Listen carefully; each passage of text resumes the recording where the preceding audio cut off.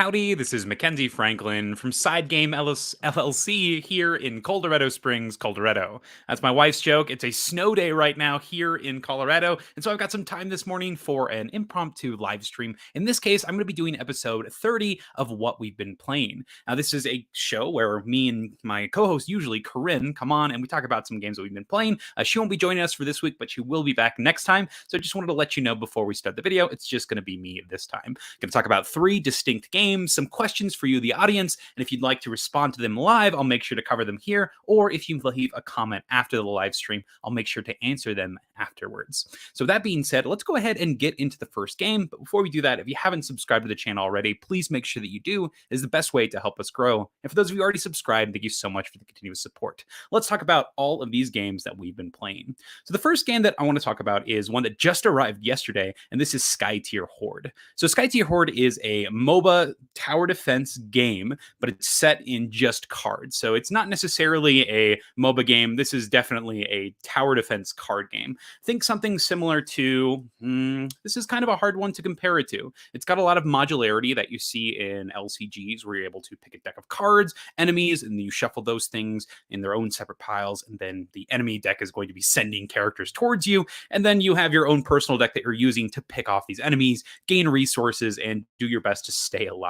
Now, the game itself is actually pretty smart. You have a phase sequence system that's going to keep you understanding what's going on, and it makes the game pretty easy to learn. You're going to generate mana at the start of the turn, you'll reveal an enemy card, and then those cards are going to go into a line, and it's up to you to use your limited resources to combat those cards. And so you can do this by summoning them, and there's a lot of flexibility in the lanes where you can summon them, and then at the end of all of your cards, you're going to have all of your characters and the enemy characters attack each other. And so they'll be dealing damage to each other, and any leftover health will remain round to round. Every time you defeat an opponent's card, that's when you actually get new resources in the form of card draw. So you're only progressing your game state and your options if you're able to actually defeat the enemy pieces. And I think that's a pretty cool puzzle because you have to use what you have in order to get progress as well as get more options for future waves, as the game is going to sort of fluctuate in the amount of enemies that it's sending out at you. And then you'll repeat that process. So you're going to do that until you're able to kill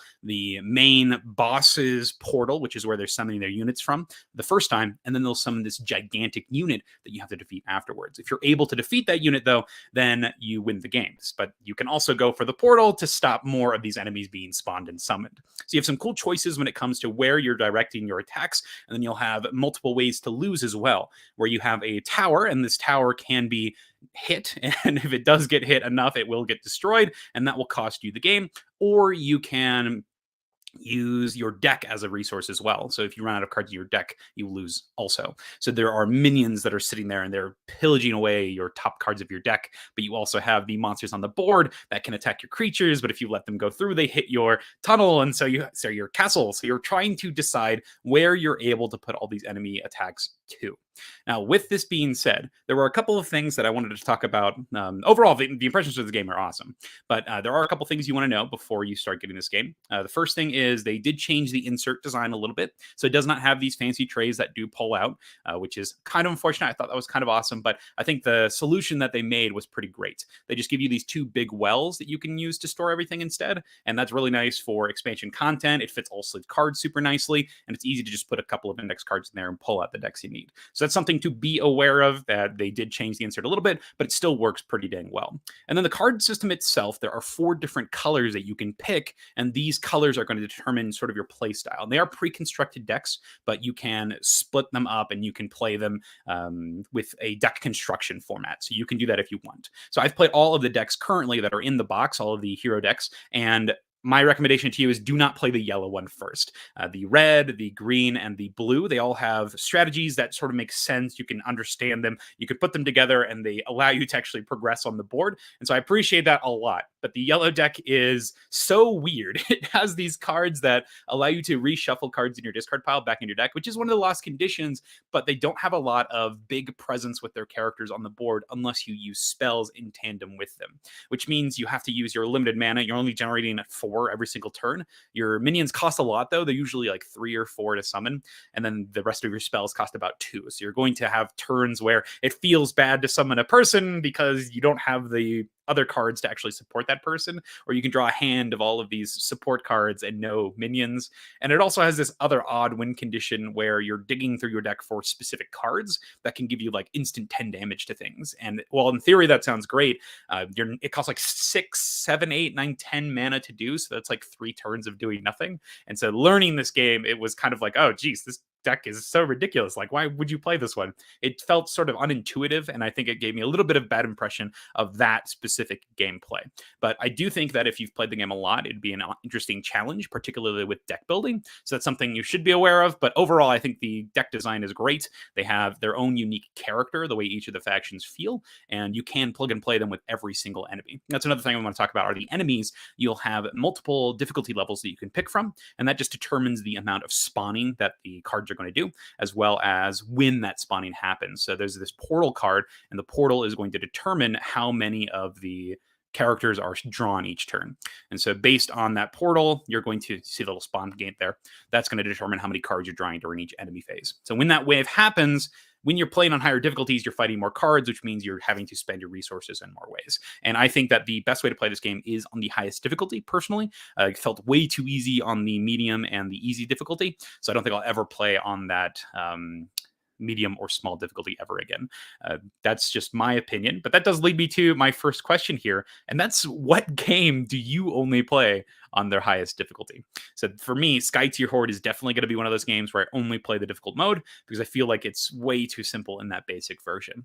Another game that popped to my mind when I brought this topic up was Sleeping Gods. So when I think Sleeping Gods, I think I need to play on the highest difficulty possible. I played Sleeping Gods about 7 times now, and I'm still enjoying it so much. I just ran through a campaign last week, 2 weeks ago, and during Sleeping Gods, you have, every time you finish, you can unlock things from the deck based on the number of totems that you've discovered, and that will change up the gameplay each time that you play afterwards.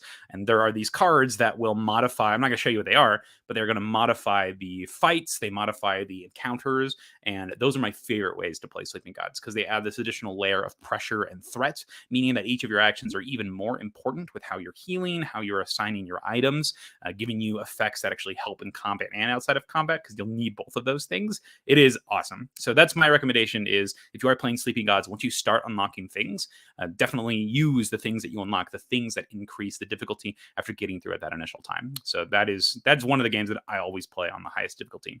That is Sleeping Gods. If you have a comment here, I'll make sure to cover it on things that you only play on their highest difficulty. Or if you'd like to comment afterwards, I'll make sure to check it out and answer after the stream. So that was the first game. That is Skytear Horde. Overall, I'm pretty impressed with it. I think that it's one that you should give a try, particularly if you're looking for a card game that you could just sit down and play. I love the console system. It's set up. You just roll out the mat, you set your cards up, you go and play on that highest difficulty, because that'll actually give you a challenge and give you pressure onto where you're allocating your cards, and you're having to use every single one of your lost conditions as a resource. So that is awesome. I love games like that where you are strategically taking hits into your different pools that you're drawing from. So that's the first game. That is Skytear Horde. Next game here is one that my friend Ashley taught me, and this is Manhattan Project Energy Empire. Now, Manhattan Project is a game that I didn't really enjoy. It was a worker placement game that I felt had a lot of pieces that were must-dos, and then a lot of pieces that you just completely ignored. So it felt like there were a lot of holes in the design. But this one, Energy Empire, is a sequel that sort of completes the entire package by strengthening each aspect of the original game while adding completely new concepts that fit perfectly into the theme, as well as just the experience as a whole. It's a game that feels good to play, and every action you take is a hard one because everything seems excellent, and I love that in games. Now, Manhattan Project Energy Empire is a worker placement game at its core, and on your turn, you're sending workers out to places, you're grabbing buildings, which, if you're familiar with the original, is something you needed to do because you could recycle those workers and keep using those buildings. But in Energy Empire, you only get to use the buildings if you visit places of the same color. So your buildings are now tied to worker placement spots, and you also need to have the resources to activate them in the form of energy. So there are multiple venues of engine building that you're having to decide from, whether it be the buildings themselves, the energy dice that you're going to be rolling to produce energy, and that is going to allow you to actually function and use those buildings. So you're having to do a little bit of everything, but you can specialize in other things. It's also this great way that the game progresses, and that's through the pollution system. Every player is going to have a board in front of them that has these different landscapes and locations, and they have space for pollution tokens. And anytime you take an action that takes pollution, it will pull it from this main track here on the left here where it says the times. And every time you pull it off, that progresses the game state. So you might be taking an action that's really strong, but it'll get you pollution, which is negative points, but it also removes it from that end game track, which means that you are progressing the game state even faster. And so the pacing of the game is dictated by the players. This is awesome. I love this mechanism and how it just affects the entire experience. You could take an action that pollutes you for negative points, but maybe you really wanted to trigger a event that's going to happen at the end of each round. There are all these events on this right side, these global impact cards, and those will trigger something crazy. And you can use cards to see what's coming up, so that way you can prepare for them and strategically time when you trigger those global impact cards. There's so many excellent things in this design. The worker placement is great. The objective system is awesome. The dice work really well. But one thing that came to my mind after this one, this is my second question here, is what sequel game completely outperformed the original? In this case, I think that Energy Empire is a clearly better game. You have every part working together, every viable strategy there present, and the way that it balances your actions every turn with endgame scoring, and you're having to strategize and plan on your negative modifiers as well as your positive modifiers. It's a brilliant design. So that is Manhattan Project Energy Empire. But another game that came to my mind when it was sequel game that outperformed the original, and of course I'm not going to talk about anything that I didn't play, because I think Massive Darkness 2 could have potentially been on this list, but another game that came to mind was the Crew Mission Deep Sea. So this one in particular replaced the original Crew mission system. The original one had a book. It's a cooperative trick-taking game where you have a scenario, and that scenario dictates the missions that everybody is going to have to be completing. But this version replaced that book with mission cards, meaning that you're having these brand new unique scenarios that actually tier on the difficulty based on the players that are sitting there. It determines how many of these cards you're dealing, and they also have difficulty levels on them. So when you reveal them, that's going to change the experience on who is getting what mission. It's an awesome system. So that completely replaced the original for me, and we actually got rid of the original Crew and are just using the Crew Deep Sea now. So I'm curious to hear what you think. What are some games, some sequels that outperformed the originals in your own personal collections? So that's our second game. That is Manhattan Project Energy Empire, and of course, the Crew Mission Deep Sea. That brings me to my last game. It's a very small game that I think a lot of people are familiar with, but I don't know if you've played it like this. So this is a super tiny drafting game called Sushi Go. Not Sushi Go Party, nothing like that. This is the original Sushi Go. So if you've played this, it is a small drafting game where you're collecting sushi, and this sushi is going to be used to score you points. Whoever has the most points after 3 rounds wins, and then, yeah, that's it. You're simply, on your turn, taking a card and then passing the rest until you've got no more cards left. There are some special ability cards that you can use that allow you to take additional cards each round, like chopsticks. You can return to the hand and play 2 more. But otherwise, it's a simple set collection game of getting pairs of tempura, getting sashimi, or getting wasabi, and then dipping some nigiri into it. So the game itself is bone dry simple. But one of my favorite ways to play Sushi Go is by playing Sushi No.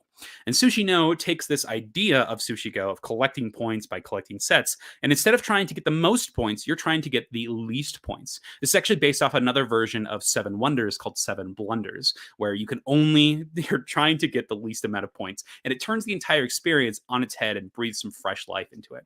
So it's one of my favorite ways to play Sushi Go is that Sushi No version. And you can do some other things where you like remove the chopstick cards. Otherwise, they're like instant uses. Or if you do take chopsticks, you have to use them the next turn. I think that's a fun way to play it. So you can even tweak the difficulty or tweak the experience even more with these crazy house rules. So while yes, this is house rules, I think it is an awesome way to play this one. It's going to push you into not taking these sashimi cards, because if you get 3, you get just 10 points. It's like an auto lose. It hurts so bad. But if you're able to skirt the line and play the cards correctly, it can lead to an experience that I think you will come back to, because it is a lot of fun. So that's one of my weird ways of playing. That is Sushi No for Sushi Go. Try to get the least points for the victory. It also like flip-flops the pudding, because the pudding's a bunch of points at the end, but in this case, you don't want the most points at the end. So you want to have the least pudding, because it's worth negative points. Oh, it's so good. So that is Sushi No.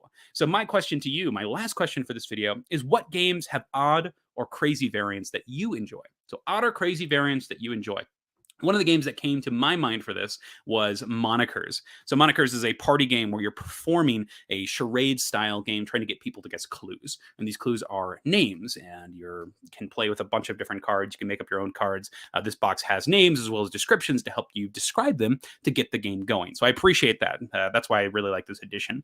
But the game itself is played in different rounds. In the first round, you're only able to use you can say whatever you want, actually, just not the name on the card. Second round, you're only allowed to give one word clues. Third round is charades. And now here comes the crazy variance. You can do all sorts of like hidden fourth rounds, fifth rounds, sixth rounds. You can play where all you use is your hands. You can play under a sheet, which is hilarious, giving clues under a sheet. But it creates this meta between the players as they're watching what you do. And because you're using the same deck of cards, you're able to understand these small hidden messages that have come forth because of the experiences that you've had in previous rounds. So that's one of my crazy variants in games, the sheet round as well as the thumb round in Monikers. I think they are hilarious.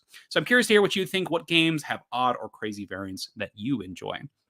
So that's the main section of the video here. I'm going to go ahead and list all of the games that I've been playing these last couple of weeks. We have 51 unique titles, and let's get started. We have Strike, Maskmen, Nidavellir, Medium, Pax Pamir 2nd Edition, Deck of Wonders, Batman Gotham City Chronicles, Zaberias, Blood Bowl Team Manager, Glory to Rome, Incan Gold, Marvel Champions, Feast for Odin, Stellarian, Harry Potter Strike, The Search for Planet X, QE, Blood on the Clock Tower, Lost Ruins of Arnak, Arc Nova, Bullet Heart, Sushi Go, Motor City, Incan Gold, Wayfarers of the South Tigris, Codenames Duet, Too Many Bones, Clever Cubed, Ascension Tactics, the Miniatures Deck Building Game, Hollertau, Paperback Adventures, Wonderlands War, Coloretto, For Sale, Cloudspire, Clash of Decks, Numsters, Dopplet So Clever, Hoplomachus Victorum, Guards of Atlantis II, Manhattan Project, Energy Empire, Ready Set Bet, Clever Forever, Super Mega Lucky Box, Skate Summer, Spirit Island, Unmatched, Hanami Koji, Wizards of the Grimoire, Skytear Horde, Super Fantasy Brawl.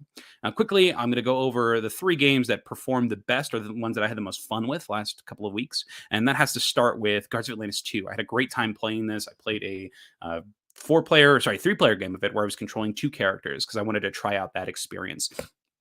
We're going to be playing more of this weekend. Hopefully, I think we're doing a 6 and an 8-player game of it, which is going to be awesome, and that's going to be on Saturday. So that's Guards of Atlantis 2. So had a great time with that. We were understanding our characters, seeing how the initiatives work, and overall it was an experience that I did enjoy. So that was pretty fantastic.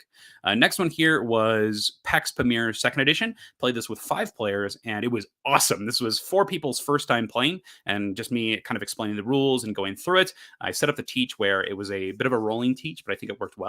And overall, it was a game where we had so many shifting alliances, and it came down to the very last turn, the very last dominance check, with the original starting lineup being Russia controlling pretty much everything. And then eventually the Afghani, we had a bunch of Patriots come out for Afghani. So everybody jumped onto that bandwagon. And eventually the entire end game was whoever was picking up those Patriots. And I was trying to get in there and using this betray action to switch alliances because I was able to keep a couple in my hand. But I was just like maybe 1 or 2 turns short. It was such a great game, though. That was excellent. So that was Pax Pamir 2nd Edition. And then lastly, we had Batman Gotham City Chronicles as one of my top 3. Played 2 of these back to back and had an awesome time playing good side this time, so I didn't play the villain, and that was a blast. I played as Katana and as Batman himself.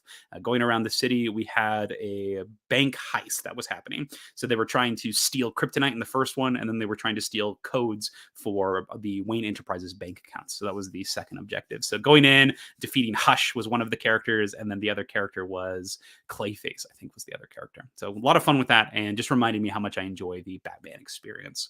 And then for the bottom 3 games, we had Wayfarers of the South Tigris. Now, I am enjoying Wayfarers of the South Tigris multiplayer, but the solo mode, I was like, okay, I'm enjoying the multiplayer. Maybe I should try the solo mode again. Didn't really like the solo mode, so that was really unfortunate. I got maybe like an hour into it, and I was like, I'm so over this. I don't want to play this anymore. So I stopped. It was really sad. But I have been enjoying playing this with the multiplayer. Next was The Search for Planet X. Not a bad game, not at all. Just the experience that I had playing it was not my favorite. So we had it was a 60-minute game, I want to say, 50 or 60-minute game. And for the first 40 minutes, there was almost no speaking between the players. We were sitting there and looking intently at our boards in front of us. So we were thinking about what was going on. And I was trying so hard to win this game because it is a deduction game. So you're having to piece everything. So you're looking at your info, you're looking at the board, you're making plans. And when new stuff comes up, you're writing it down on your board. I felt like there was not a huge amount of player interaction. Well, it almost felt that there was no player interaction, direct player interaction. A lot of it came from the information that was being revealed in the center, and that didn't really have me conferring or talking to the other people. It was me using that information to fill up my own piece of paper. I feel like this is a game that I could enjoy solo, but it's not really an experience that I want to return to. So that was the Search for Planet X.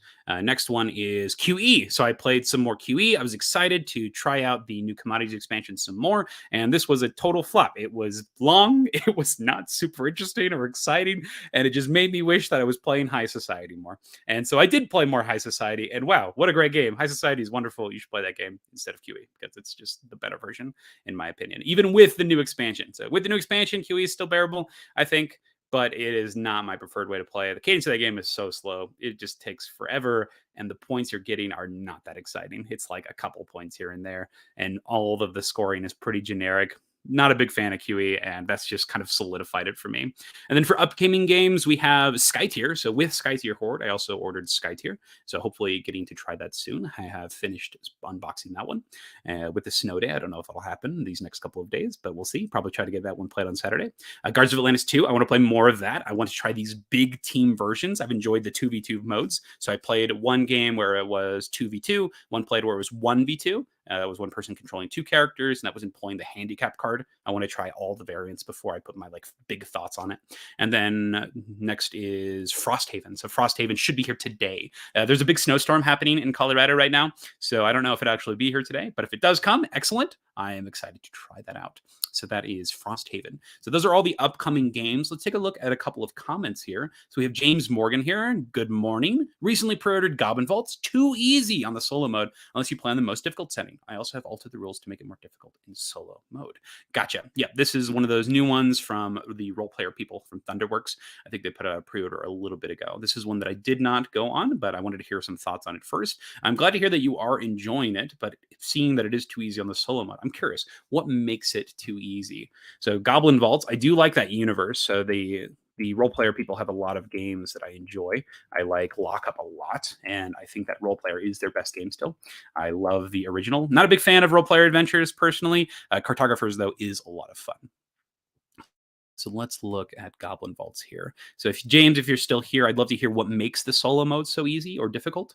But yeah, let's take a quick look at what Goblin Vaults is. Let's see the public opinion.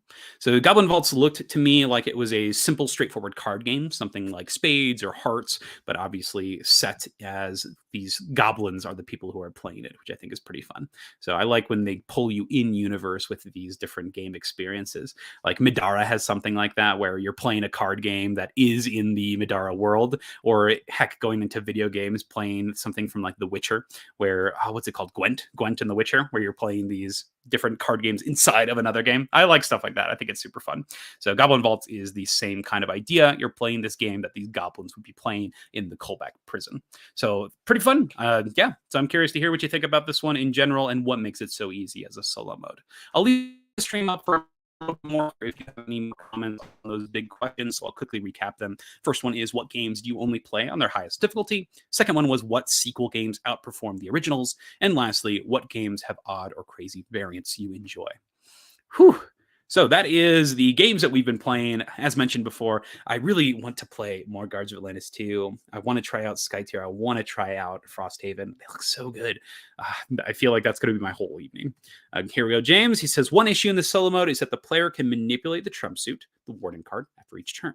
I've changed it so that the player can only do it every third turn. Gotcha. So you have a lot of control over what can even happen to the game. So controlling the trump to, I imagine, dictate what you're playing in your hand. So that makes sense. You're having to do some future planning if you can only do it every third turn. I think that's a pretty elegant change, James. I haven't played the game, so I can't speak to it, but if it's working for you, excellent. Hopefully people can see it here and can apply it to their own copy of the game.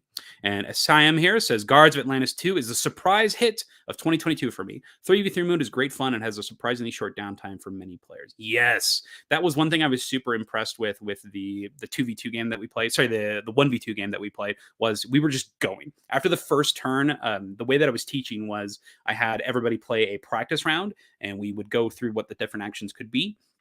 after everybody had figured out their 5 cards that they started with in their hand, we were just going off. It was so awesome. So love the pacing of this game, how everybody's playing at the same time. The limited communication is also a lot of fun. I think that's super interesting.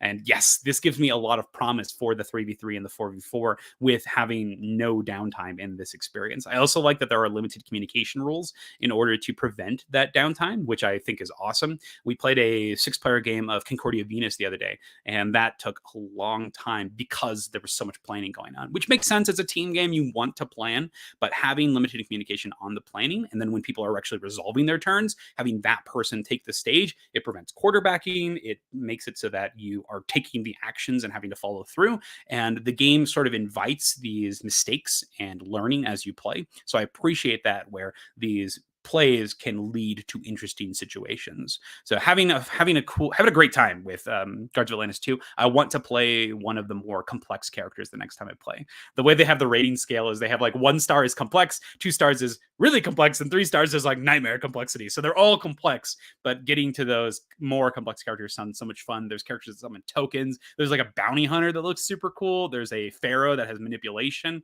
It reminds me a lot of designs from things like Super Fantasy Brawl, where each champion has their own thing, but in tandem with their team, it's going to give you unique experiences. So yes, I am loving Guards of Atlantis 2, and I can see it just going up in my esteem. Yes, super fun. James says, P.S. Grew up in Colorado, now live in New York City. Miss the mountains and the snow. Thank you. I will enjoy the storm. I'm a teacher here in Colorado, so I get to enjoy it even more by not having to go to work and getting to stream with y'all. So thanks for joining me, James and Asayam. I love being here this morning with you. I'm glad that you're enjoying New York City.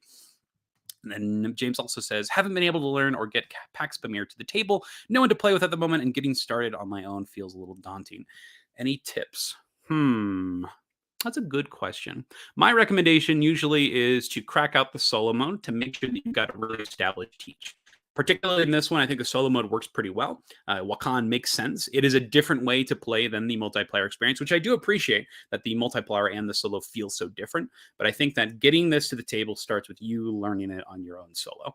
So learn it solo, get the rules down, understand the symbology, and then when you do get people ready to teach, I think it's best with at least 3 players. When you do get people willing, then you're able to just go into the game system. Start with that simple, hey, you get 2 actions, you take a card or you play a card, and then talk about the importance of the impact icons when you play a card. This one is a lot of fun. I think it's so easy to play because most of the actions come from just playing the cards and start explaining what the different symbols do. Give a reference. I think people respond to that pretty well, of being able to look at what the effects do themselves. It depends on the group, of course. Different people there's some people that love getting that hour teach before the game starts, and there's some people that don't. For example, I've adapted my teaching style a lot because of my wife. My wife, Ariana, hates listening to rules that are more than 5 minutes. So I've sort of changed the way that I teach when I am with her, to where I will give a quick minute overview of how to win the game, a quick overview of the action structure, and then not go into any of the details really. And it's been going great. So it's been awesome. We played Teletum the other day, and Teletum had a pretty big teach with all these different things that can happen, but I got the teach done in 4 minutes, and it worked perfectly because she was able to pick, oh yeah, clearly I take this thing and I'll ask what these things do when I grab them. And a lot of times that works for a teaching game, because most people are like, yeah, I'm not going to win this huge complicated game the first time I play. There are some games though where you want to teach every single aspect. I'm trying to think if there's been one where I've done that. Yeah, with my Guards of Atlantis 2 approach, I just had people do a practice round. And so I literally said, just take your green card, put it down, flip it, and just go for it. And we'll talk about what you can do with that card. So I didn't do that one either. I had people just start playing. Now I'm thinking about it. What game do I sit down and teach for a really long time before we start playing? I'm looking at my rules here, and maybe Lost Ruins of Arnak was my longest teach recently. Maybe Wayfarers? I think Lost Ruins of Arnak was my longest teach. That's because there's like 10 different options. But that one's really good because you can tie those actions to the score sheet. So that's another thing I love to do, is I like to bring out the score sheet. I was like, hey, this is how you win. Get the most points. This is the way to get points. So it's like, here, boom, do this. And the way that you score this is tied to these cards. And then on your turn, you do one of the things that is tied to the score sheet. So I think that's how I did that. Too Many Bones is super easy to teach for me. I just have them play and we just go, and I say, hey, pick one of these things and you'll see how it goes in a second. So that one's awesome. Cooperative games are super easy for me to teach, I think. Now you got me thinking, what games have I had the most trouble teaching? I don't think I've had that many, I'll be honest. I'm looking at these and I think I've done a pretty good job on making the teach pretty small. Nice. I feel pretty good about myself. James says, just played to let him, learned it solo. Uh-oh. It's not showing up here. Can I take you off? No, what happened? Is it my internet? Let's see if I can hide it. Well, anyway, I have you here on the comments, so I can see what you've said. It says, just played to let him, learned it solo, which is a bear, but fun. Yes, I agree with you. I think that the solo of Toletum is a little bit annoying, honestly, with resolving all the cards. I would much prefer to play that one with the multiplayer, because I do think that the sequencing is so simple. Like, you take the die, you get your resources, you do your action, and then you're always looking at what's going on with games like that. Same thing with like Teotihuacan, not my favorite one to play multiplayer, because you're having to do all that micromanaging on their turn to react to what's going on the board. And so I feel like I'm playing a lot of the bot and not a lot of my game, which is kind of annoying. But yes, I agree. It's a good one to learn this system because those actions do make a lot of sense. And I hope that that approach works when you teach to let them, because it works for me. And I was able to teach it to a group of 3 and it worked out pretty dang well. We were in the action going and it made sense. This one moves you on the board here. This one moves that on the board here. This one gets that tile and this one gets you more tiles. All right. And Siam has a question. Apart from Guards Atlantis II, what are your recommendations for skirmish games? The 2 favorites are God Tier and Super Fantasy Brawl. Clever positioning is very impactful. I agree completely with Super Fantasy Brawl. I actually played that last night. I love that game. It's one of my favorites. So I can take a quick look at my top 100 board games because that's what I'm working on right now. But I'm going to just say that yes, Super Fantasy Brawl is pretty high up there, as I think it's one of the best. Another game I have enjoyed a lot recently is Unmatched. I think Unmatched is a pretty dang good skirmish game. It's also one of my favorites. I love the fact that your entire deck is your resource, and you are going to usually be using most of the cards in your deck. So your actions are pretty dang important when it comes to playing them at the right time, conserving them, knowing when to press and when to hold. I think that it is wonderful. I think Unmatched is one of the best skirmish games, personally. It's also so easy to play. So this is one that I find myself playing with a lot of people because of how easy it is to get them going. You say, hey, draw 5 cards. You can move. You could play one of these effect cards, or you can attack me.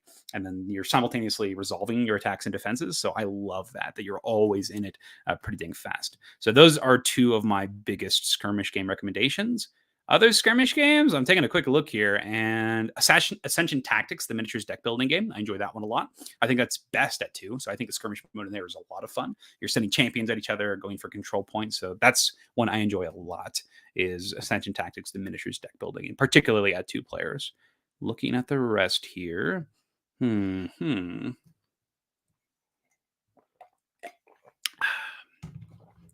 Yep, I'm going to say those 3. So we've got, those 3 are going to be my recommendations. Ascension Tactics miniature deck building game, but my top 2, definitely Super Fantasy Brawl and Unmatched. I think those are the shining ones. I got to play Unmatched for the first time last year, and so I got super engrossed into it. Played all the characters now, and same thing with Super Fantasy Brawl. Super Fantasy Brawl was definitely the first one that I played, and it was like, ooh, I love this. You get your team composition, so every character compared with different characters is going to give you something new, and that feels great when you're able to get this entire squad together and one person changes your entire dynamic.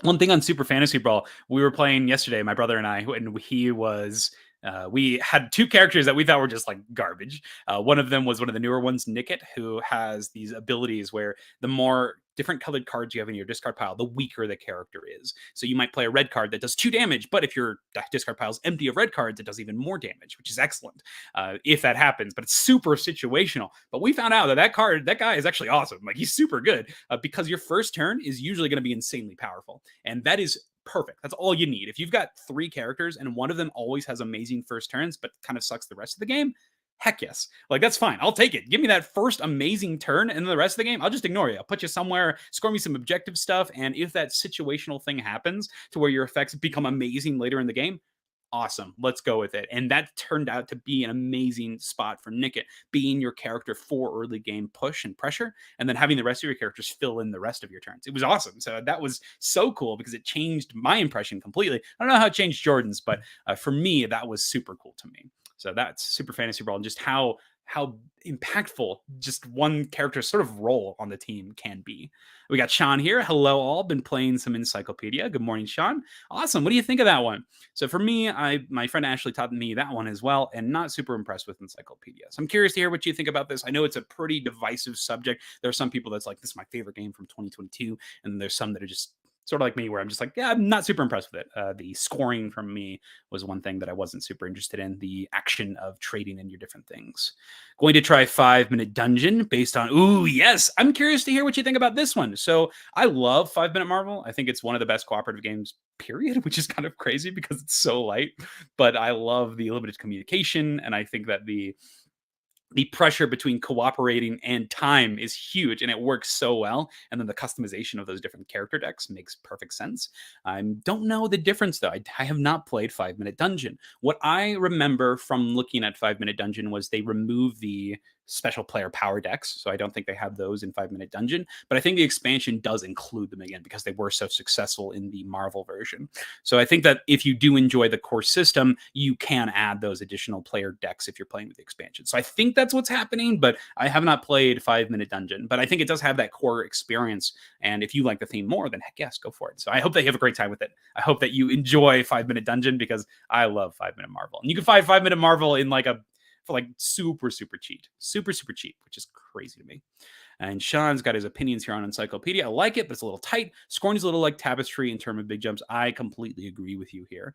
To me, when it comes to the scoring every single round when you're getting those new cards, you can clearly look at it and be like, okay, this card is super good for me.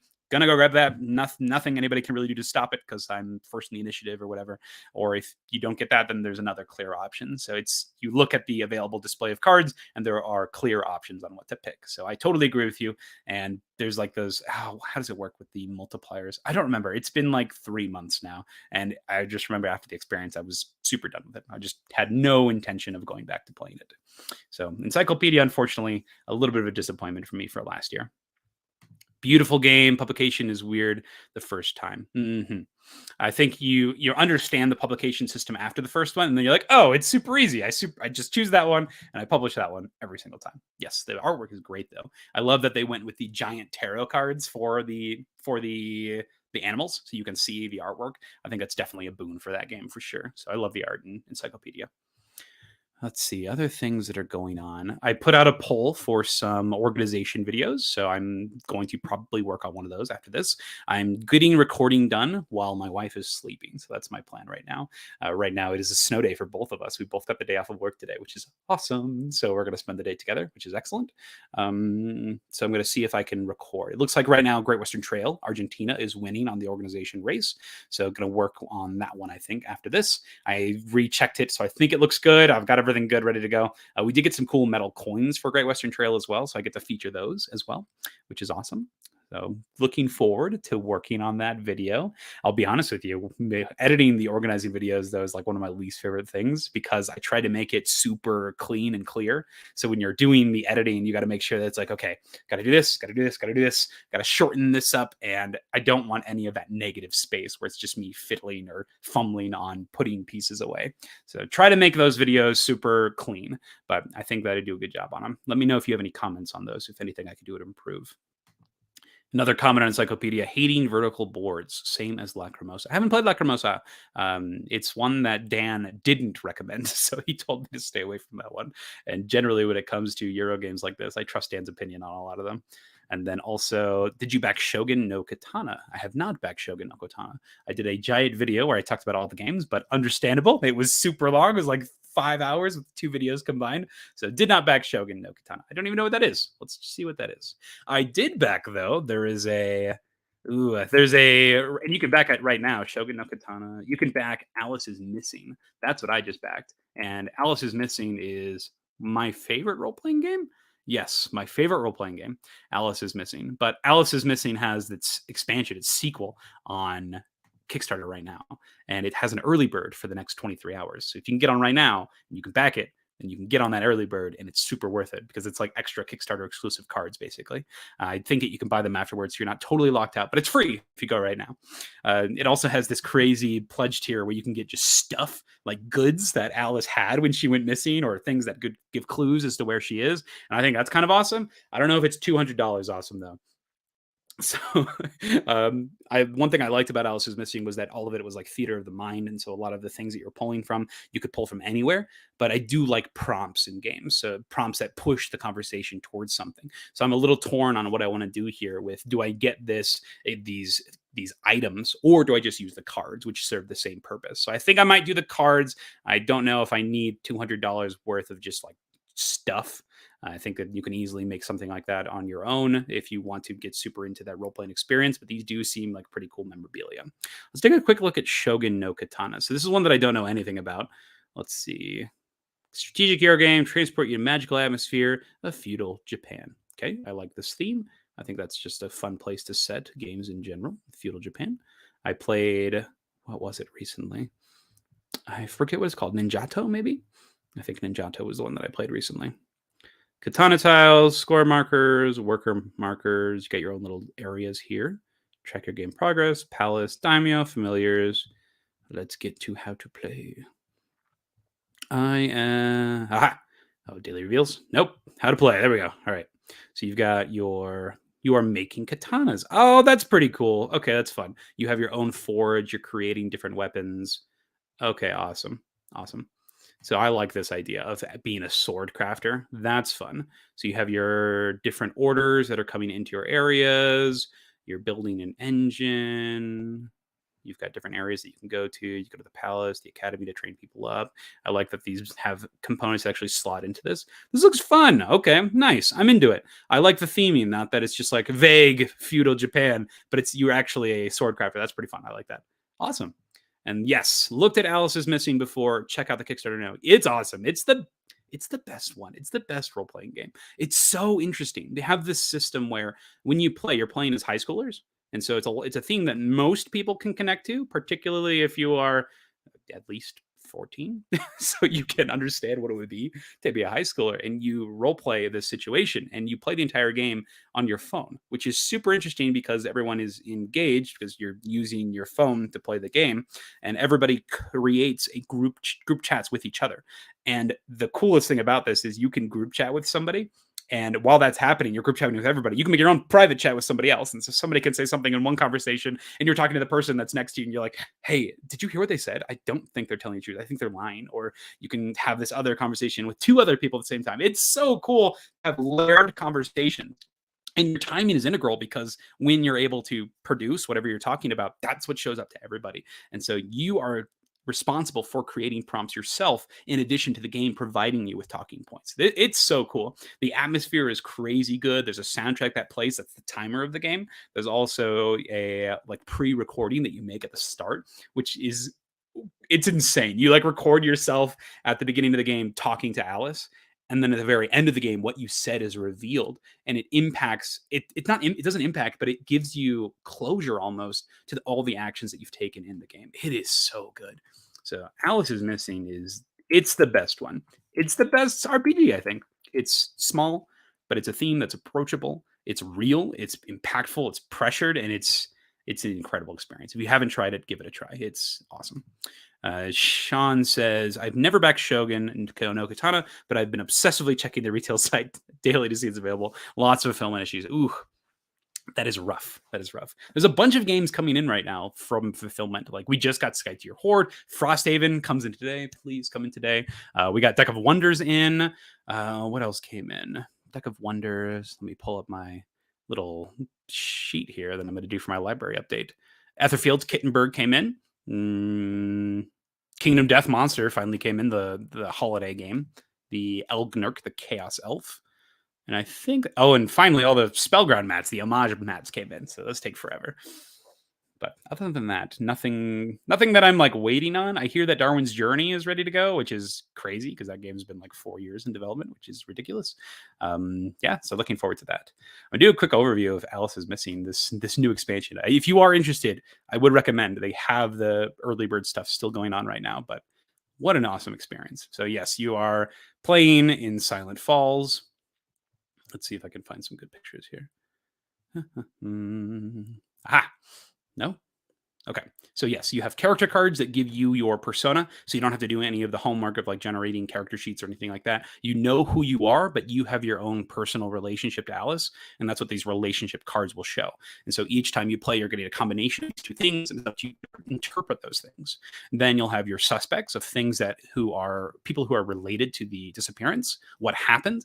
Those will get revealed as you play as to where the story is going. And then the story will change based on the searching cards, the location cards. It'll take you to different parts in this small town, and it's up to you to explore those and say what you find here. You have the clue cards, which are the timer of the game. You'll reveal them after every, I forget what it is.